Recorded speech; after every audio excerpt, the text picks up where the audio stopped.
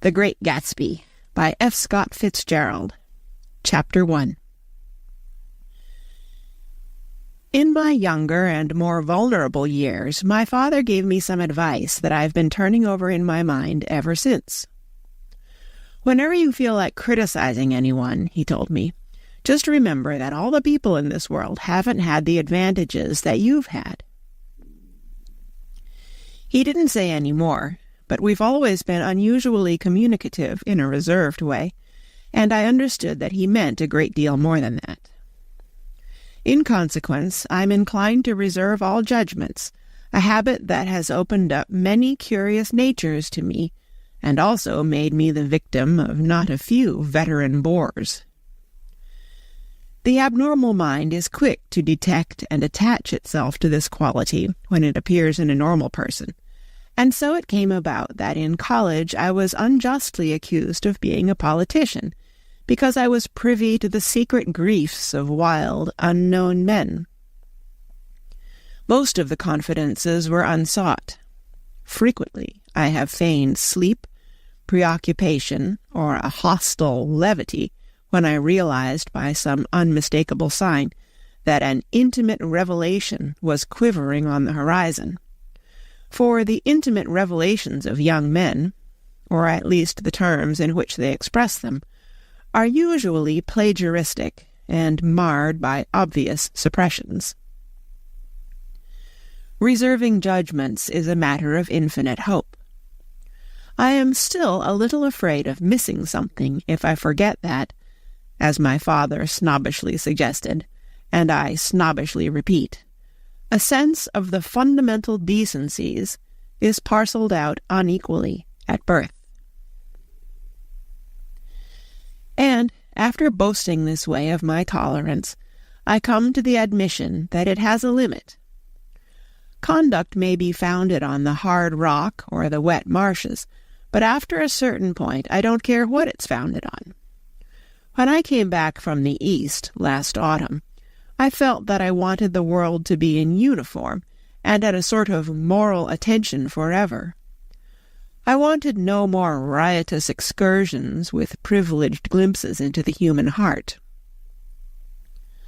Only Gatsby, the man who gives his name to this book, was exempt from my reaction. Gatsby, who represented everything for which I have an unaffected scorn. If personality is an unbroken series of successful gestures, then there was something gorgeous about him, some heightened sensitivity to the promises of life, as if he were related to one of those intricate machines that register earthquakes 10,000 miles away. This responsiveness had nothing to do with that flabby impressionability which is dignified under the name of the creative temperament. It was an extraordinary gift for hope, a romantic readiness such as I have never found in any other person, and which it is not likely I shall ever find again. No, Gatsby turned out all right at the end. It is what preyed on Gatsby, what foul dust floated in the wake of his dreams, that temporarily closed out my interest in the abortive sorrows and short-winded elations of men. My family have been prominent, well-to-do people in this Middle Western city for 3 generations.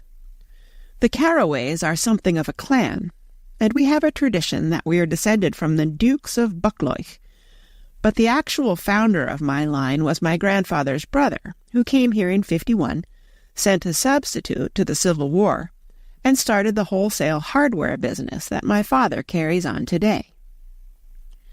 I never saw this great uncle, but I'm supposed to look like him, with special reference to the rather hard-boiled painting that hangs in Father's office. I graduated from New Haven in 1915, just a quarter of a century after my father, and a little later I participated in that delayed Teutonic migration known as the Great War. I enjoyed the counter-raid so thoroughly that I came back restless. Instead of being the warm center of the world, The Middle West now seemed like the ragged edge of the universe. So I decided to go east and learn the bond business. Everybody I knew was in the bond business, so I supposed it could support one more single man.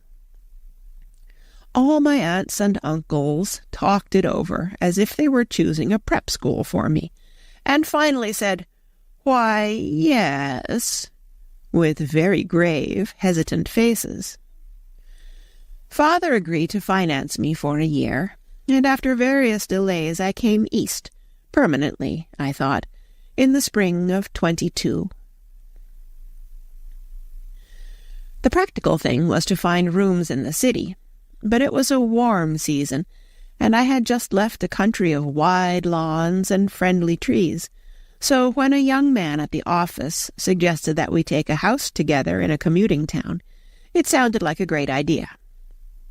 He found the house, a weather-beaten cardboard bungalow at $80 a month, but at the last minute the firm ordered him to Washington, and I went out to the country alone. I had a dog.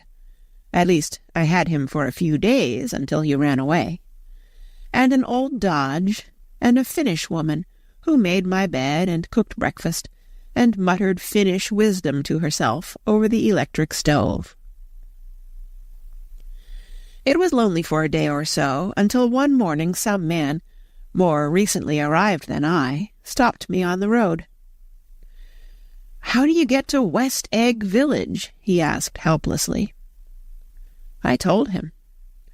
And as I walked on, I was lonely no longer. I was a guide, a pathfinder, an original settler.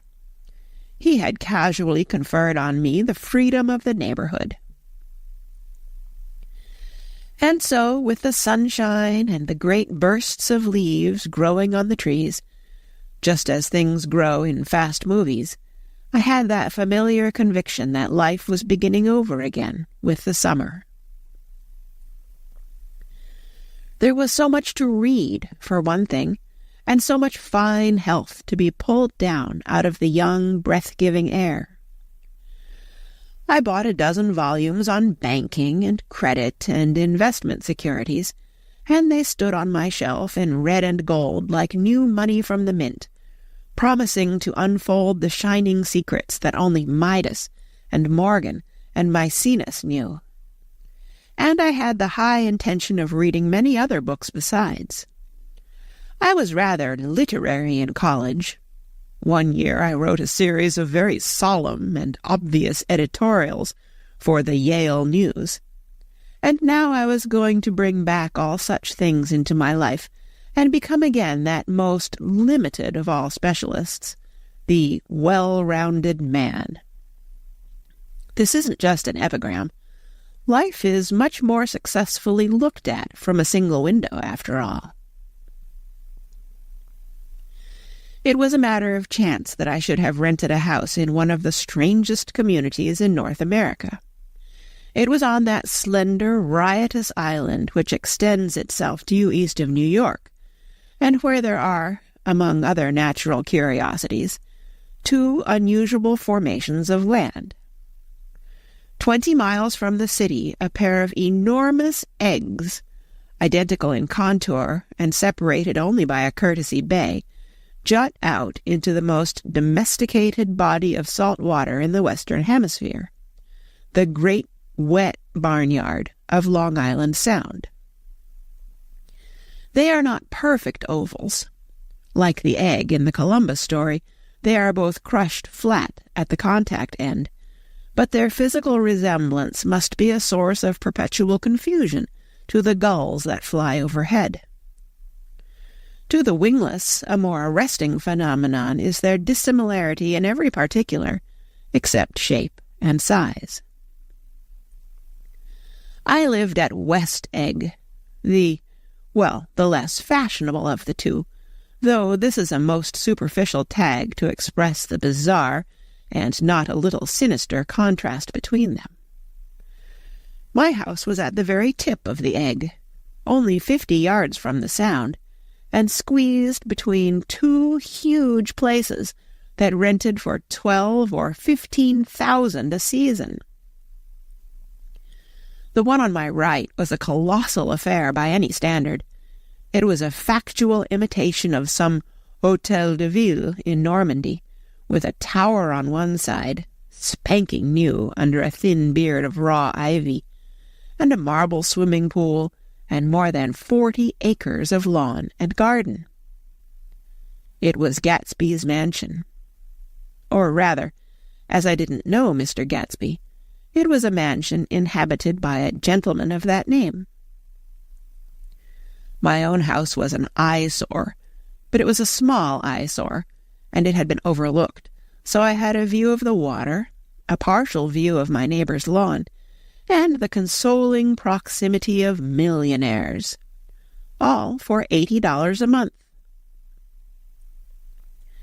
Across the Courtesy Bay, the white palaces of fashionable East Egg glittered along the water, and the history of the summer really begins on the evening I drove over there to have dinner with the Tom Buchanans. Daisy was my second cousin once removed, and I'd known Tom in college. And just after the war, I spent 2 days with them in Chicago. Her husband, among various physical accomplishments, had been one of the most powerful ends that ever played football at New Haven, a national figure in a way, one of those men who reach such an acute, limited excellence at 21 that everything afterward savors of anticlimax. His family were enormously wealthy. Even in college, his freedom with money was a matter for reproach. But now he'd left Chicago and come east in a fashion that rather took your breath away. For instance, he'd brought down a string of polo ponies from Lake Forest. It was hard to realize that a man in my own generation was wealthy enough to do that. Why they came east, I don't know. They had spent a year in France for no particular reason, and then drifted here and there unrestfully, wherever people played polo and were rich together. This was a permanent move, said Daisy over the telephone, but I didn't believe it. I had no sight into Daisy's heart, but I felt that Tom would drift on forever seeking, a little wistfully, for the dramatic turbulence of some irrecoverable football game. And so it happened that on a warm, windy evening I drove over to East Egg to see 2 old friends whom I scarcely knew at all. Their house was even more elaborate than I expected, a cheerful red and white Georgian colonial mansion overlooking the bay. The lawn started at the beach and ran toward the front door for a quarter of a mile, jumping over sundials and brick walks and burning gardens, finally, when it reached the house, drifting up the side in bright vines, as though from the momentum of its run. The front was broken by a line of French windows, glowing now with reflected gold and wide open to the warm, windy afternoon, and Tom Buchanan in riding clothes was standing with his legs apart on the front porch. He had changed since his New Haven years. Now he was a sturdy, straw-haired man of 30, with a rather hard mouth and a supercilious manner. 2 shining, arrogant eyes had established dominance over his face, and gave him the appearance of always leaning aggressively forward. Not even the effeminate swank of his riding clothes could hide the enormous power of that body. He seemed to fill those glistening boots until he strained the top lacing, and you could see a great pack of muscle shifting when his shoulder moved under his thin coat. It was a body capable of enormous leverage, a cruel body. His speaking voice, a gruff, husky tenor, added to the impression of fractiousness he conveyed. There was a touch of paternal contempt in it, even toward people he liked, and there were men at New Haven who had hated his guts. Now, don't think my opinion on these matters is final, he seemed to say, just because I'm stronger and more of a man than you are. We were in the same senior society, and while we were never intimate, I always had the impression that he approved of me and wanted me to like him with some harsh, defiant wistfulness of his own. We talked for a few minutes on the sunny porch. "I've got a nice place here," he said, his eyes flashing about restlessly. Turning me around by one arm, he moved a broad, flat hand along the front vista, including in its sweep a sunken Italian garden, a half-acre of deep, pungent roses, and a snub-nosed motorboat that bumped the tide offshore. It belonged to Demain, the oil man. He turned me around again, politely and abruptly. "We'll go inside." We walked through a high hallway into a bright, rosy-colored space, fragilely bound into the house by French windows at either end. The windows were ajar and gleaming white against the fresh grass outside that seemed to grow a little way into the house. A breeze blew through the room, blew curtains in at one end and out the other like pale flags, twisting them up toward the frosted wedding cake of the ceiling, and then rippled over the wine-colored rug, making a shadow on it as wind does on the sea. The only completely stationary object in the room was an enormous couch on which two young women were buoyed up as though upon an anchored balloon. They were both in white, and their dresses were rippling and fluttering as if they had just been blown back in after a short flight around the house. I must have stood for a few moments listening to the whip and snap of the curtains and the groan of a picture on the wall. Then there was a boom as Tom Buchanan shut the rear windows, and the caught wind died out about the room, and the curtains and the rugs and the two young women ballooned slowly to the floor. The younger of the two was a stranger to me. She was extended full length at her end of the divan, completely motionless, and with her chin raised a little, as if she were balancing something on it which was quite likely to fall. If she saw me out of the corner of her eye, she gave no hint of it. Indeed, I was almost surprised into murmuring an apology for having disturbed her by coming in. The other girl, Daisy, made an attempt to rise. She leaned slightly forward with a conscientious expression. Then she laughed, an absurd, charming little laugh, and I laughed too and came forward into the room. "I'm paralyzed with happiness."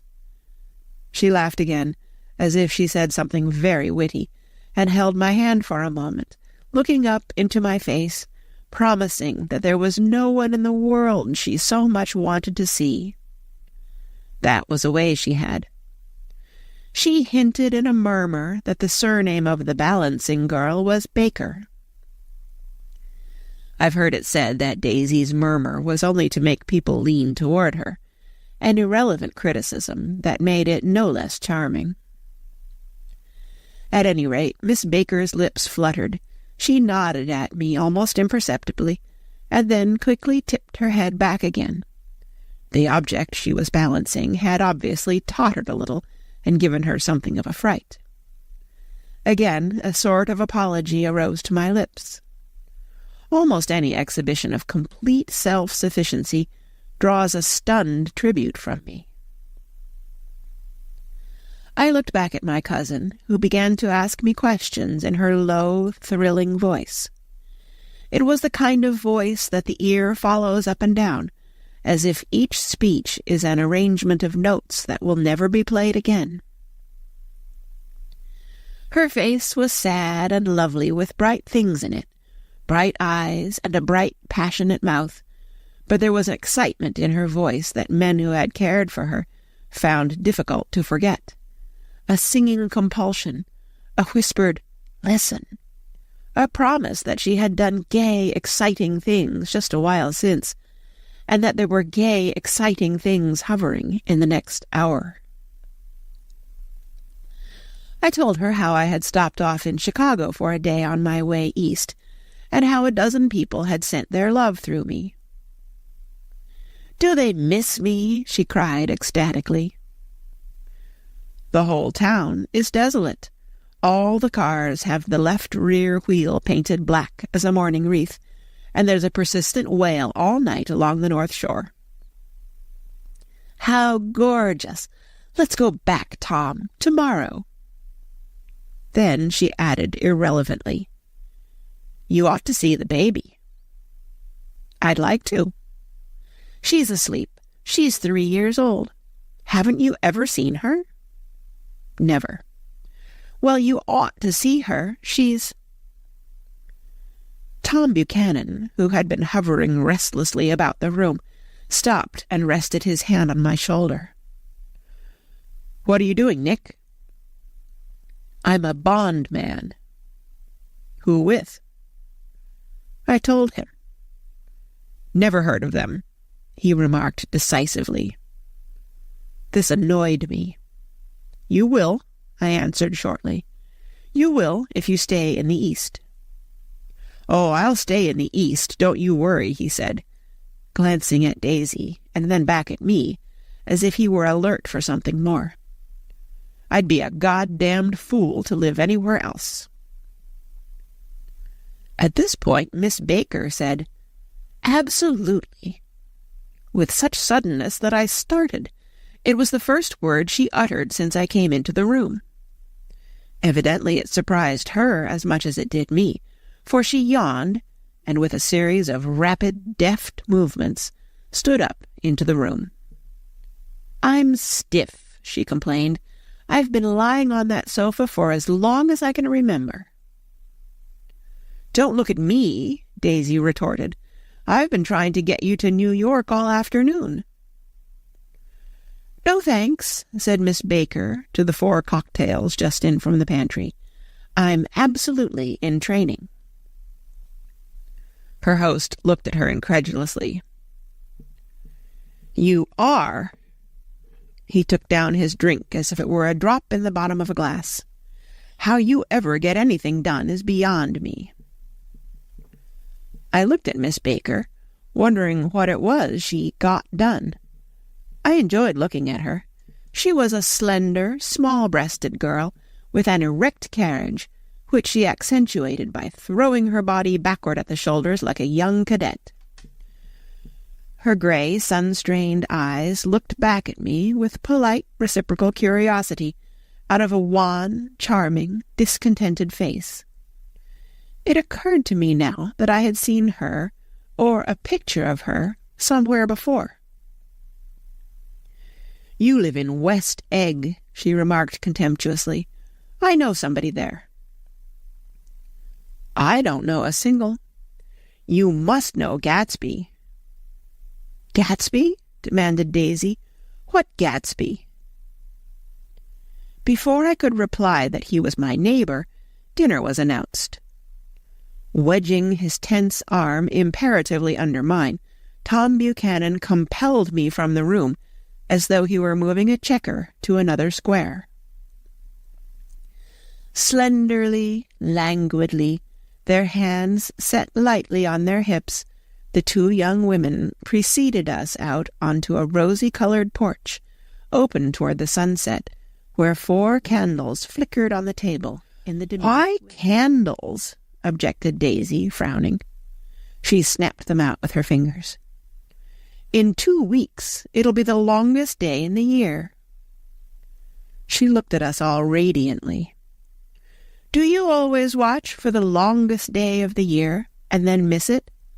"I always watch for the longest day in the year and then miss it." "We ought to plan something," yawned Miss Baker, sitting down at the table as if she were getting into bed. "All right," said Daisy. "What'll we plan?" She turned to me helplessly. "What do people plan?" Before I could answer, her eyes fastened with an awed expression on her little finger. "Look," she complained. "I hurt it." We all looked. The knuckle was black and blue. "You did it, Tom," she said accusingly. I know you didn't mean to, but you did do it. That's what I get for marrying a brute of a man, a great, big, hulking, physical specimen of a—" "I hate that word, hulking," objected Tom crossly, "even in kidding." "Hulking," insisted Daisy. Sometimes she and Miss Baker talked at once, unobtrusively, and with a bantering inconsequence that was never quite chatter, that was as cool as their white dresses and their impersonal eyes in the absence of all desire. They were here, and they accepted Tom and me, making only a polite, pleasant effort to entertain or to be entertained.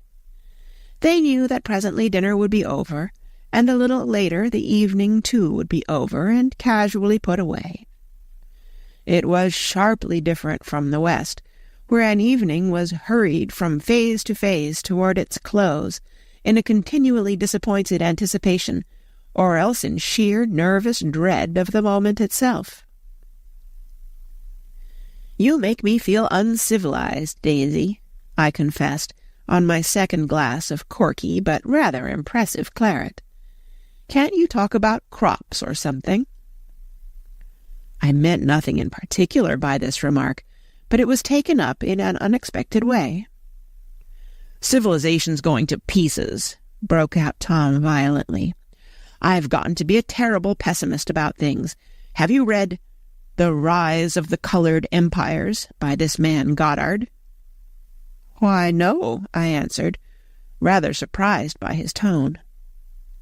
"Well, it's a fine book, and everybody ought to read it. The idea is, if we don't look out, the white race will be utterly submerged. It's all scientific stuff. It's been proved." "Tom's getting very profound," said Daisy, with an expression of unthoughtful sadness. "He reads deep books with long words in them. What was that word we—" "Well, these books are all scientific," insisted Tom, glancing at her impatiently. "This fellow has worked out the whole thing. It's up to us, who are the dominant race, to watch out, or these other races will have control of things." "We've got to beat them down," whispered Daisy, winking ferociously toward the fervent sun. "You ought to live in California," began Miss Baker, but Tom interrupted her by shifting heavily in his chair.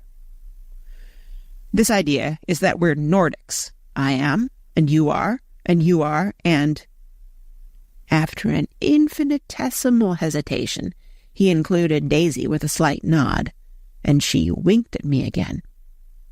"And we've produced all the things that go to make civilization. Oh, science and art and all that. Do you see?" There was something pathetic in his concentration, as if his complacency, more acute than of old, was not enough to him any more. When, almost immediately, the telephone rang inside, and the butler left the porch, Daisy seized upon the momentary interruption and leaned toward me. "I'll tell you a family secret," she whispered enthusiastically. "It's about the butler's nose. Do you want to hear about the butler's nose?" "That's why I came over tonight." "Well, he wasn't always a butler. He used to be the silver polisher for some people in New York that had a silver service for 200 people. He had to polish it from morning till night, until finally it began to affect his nose." "Things went from bad to worse," suggested Miss Baker. "Yes, things went from bad to worse, until finally he had to give up his position." For a moment the last sunshine fell with romantic affection upon her glowing face. Her voice compelled me forward breathlessly as I listened. Then the glow faded, each light deserting her with lingering regret, like children leaving a pleasant street at dusk. The butler came back and murmured something close to Tom's ear, whereupon Tom frowned, pushed back his chair, and without a word went inside. As if his absence quickened something within her, Daisy leaned forward again, her voice glowing and singing. "I love to see you at my table, Nick. You remind me of a rose, an absolute rose, doesn't he?" She turned to Miss Baker for confirmation. "An absolute rose?" This was untrue. I am not even faintly like a rose. She was only extemporizing, but a stirring warmth flowed from her, as if her heart was trying to come out to you concealed in one of those breathless, thrilling words. Then suddenly she threw her napkin on the table and excused herself, and went into the house. Miss Baker and I exchanged a short glance conspicuously devoid of meaning. I was about to speak when she sat up alertly and said, "Shh," in a warning voice.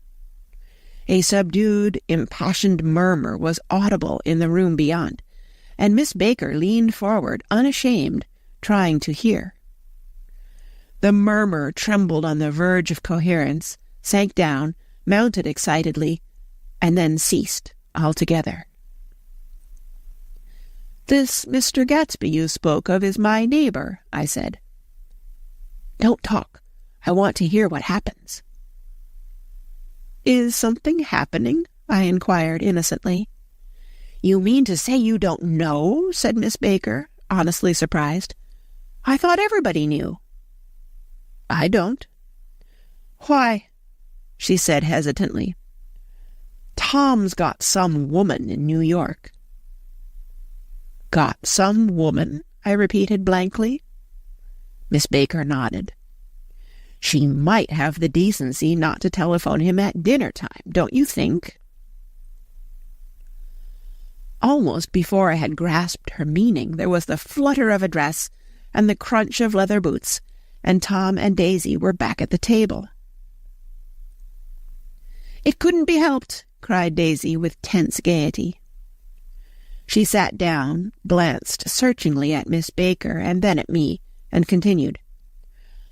"I looked outdoors for a minute, and it's very romantic outdoors. There's a bird on the lawn that I think must be a nightingale, come over on the Cunard or White Star Line. He's singing away." Her voice sang. "It's romantic, isn't it, Tom?" "Very romantic," he said, and then miserably to me, "If it's light enough after dinner, I want to take you down to the stables." The telephone rang inside, startlingly, and as Daisy shook her head decisively at Tom, the subject of the stables, in fact all subjects, vanished into air. Among the broken fragments of the last 5 minutes at table, I remember the candles being lit again, pointlessly, and I was conscious of wanting to look squarely at everyone, and yet to avoid all eyes. I couldn't guess what Daisy and Tom were thinking, but I doubt if even Miss Baker, who seemed to have mastered a certain hardy skepticism, was able utterly to put this fifth guest's shrill metallic urgency out of mind. To a certain temperament, the situation might have seemed intriguing. My own instinct was to telephone immediately for the police. The horses, needless to say, were not mentioned again. Tom and Miss Baker, with several feet of twilight between them, strolled back into the library, as if to a vigil beside a perfectly tangible body, while, trying to look pleasantly interested and a little deaf, I followed Daisy around a chain of connecting verandas to the porch in front. In its deep gloom we sat down side by side on a wicker settee. Daisy took her face in her hands as if feeling its lovely shape, and her eyes moved gradually out into the velvet dusk. I saw that turbulent emotions possessed her, so I asked what I thought would be some sedative questions about her little girl. "We don't know each other very well, Nick," she said suddenly. "Even if we are cousins, you didn't come to my wedding." I wasn't back from the war. That's true. She hesitated. Well, I've had a very bad time, Nick, and I'm pretty cynical about everything. Evidently she had reason to be. I waited, but she didn't say any more, and after a moment I returned rather feebly to the subject of her daughter. I suppose she talks and eats and everything? Oh, yes. She looked at me absently. Listen, Nick, let me tell you what I said when she was born. Would you like to hear? Very much. It'll show you how I've gotten to feel about things. Well, she was less than an hour old, and Tom was God knows where. I woke up out of the ether with an utterly abandoned feeling, and asked the nurse right away if it was a boy or a girl.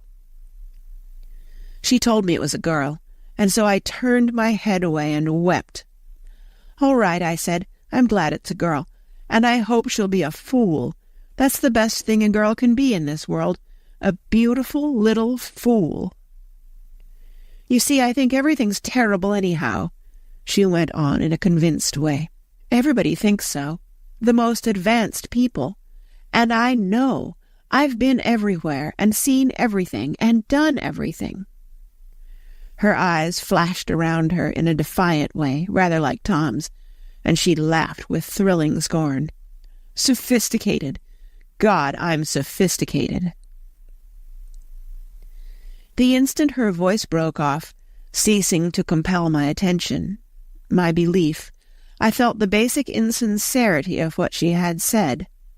It made me uneasy, as though the whole evening had been a trick of some sort to exact a contributory emotion from me. I waited, and sure enough, in a moment she looked at me with an absolute smirk on her lovely face, as if she had asserted her membership in a rather distinguished secret society to which she and Tom belonged. Inside, the crimson room bloomed with light. Tom and Miss Baker sat at either end of the long couch, and she read aloud to him from the Saturday Evening Post. The words, murmurous and uninflected, running together in a soothing tune. The lamplight, bright on his boots and dull on the autumn leaf yellow of her hair, glinted along the paper as she turned a page with a flutter of slender muscles in her arms. When we came in, she held us silent for a moment with a lifted hand. To be continued, she said, tossing the magazine on the table, in our very next issue. Her body asserted itself with a restless movement of her knee, and she stood up. 10 o'clock, she remarked, apparently finding the time on the ceiling. Time for this good girl to go to bed. Jordan's going to play in the tournament tomorrow, explained Daisy, over at Westchester. Oh, you're Jordan Baker. I knew now why her face was familiar. Its pleasing, contemptuous expression had looked out at me from many rotogravure pictures of the sporting life at Asheville and Hot Springs and Palm Beach. I had heard some story of her, too, a critical, unpleasant story, but what it was I had forgotten long ago. Good night, she said softly. Wake me at 8, won't you? If you'll get up. I will. Good night, Mr. Carroway. See you anon. Of course you will, confirmed Daisy. In fact, I think I'll arrange a marriage. Come over often, Nick, and I'll sort of, fling you together. You know, lock you up accidentally in linen closets, and push you out to sea in a boat, and all that sort of thing. Good night, called Miss Baker from the stairs. I haven't heard a word. She's a nice girl, said Tom, after a moment. They oughtn't to let her run around the country this way. Who oughtn't to? Inquired Daisy coldly. Her family. Her family is one aunt about 1,000 years old. Besides, Nick's going to look after her, aren't you, Nick? She's going to spend lots of weekends out here this summer. I think the home influence will be very good for her." Daisy and Tom looked at each other for a moment in silence. "Is she from New York?" I asked quickly.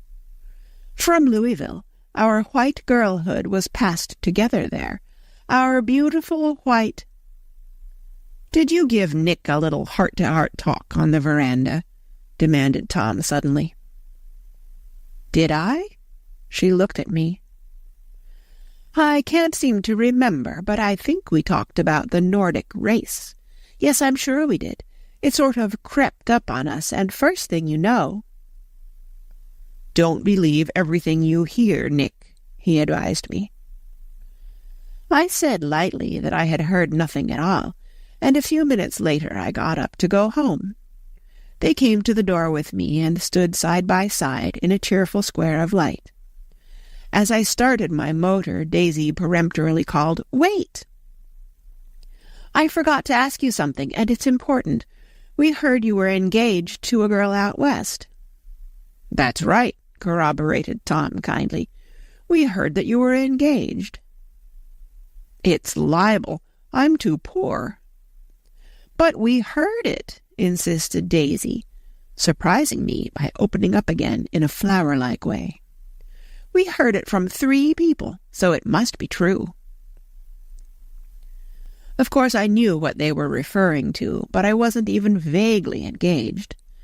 The fact that gossip had published the banns was one of the reasons I had come east. You can't stop going with an old friend on account of rumors, and on the other hand, I had no intention of being rumored into marriage. Their interest rather touched me, and made them less remotely rich. Nevertheless, I was confused and a little disgusted as I drove away. It seemed to me that the thing for Daisy to do was to rush out of the house, child in arms, but apparently there were no such intentions in her head. As for Tom, the fact that he had some woman in New York was really less surprising than that he had been depressed by a book. Something was making him nibble at the edge of stale ideas, as if his sturdy physical egotism no longer nourished his peremptory heart. Already it was deep summer on roadhouse roofs and in front of wayside garages, where new red gas pumps sat out in pools of light, and when I reached my estate at West Egg, I ran the car under its shed, and sat for a while on an abandoned grass roller in the yard. The wind had blown off, leaving a loud, bright night, with wings beating in the trees, and a persistent organ sound as the full bellows of the earth blew the frogs full of life. The silhouette of a moving cat wavered across the moonlight, and, turning my head to watch it, I saw that I was not alone. 50 feet away, a figure had emerged from the shadow of my neighbor's mansion, and was standing with his hands in his pockets, regarding the silver pepper of the stars. Something in his leisurely movements and secure position of his feet upon the lawn suggested that it was Mr. Gatsby himself, come out to determine what share was his of our local heavens. I decided to call to him. Miss Baker had mentioned him at dinner, and that would do for an introduction. But I didn't call to him, for he gave a sudden intimation that he was content to be alone. He stretched out his arms toward the dark water in a curious way, and, far as I was from him, I could have sworn he was trembling.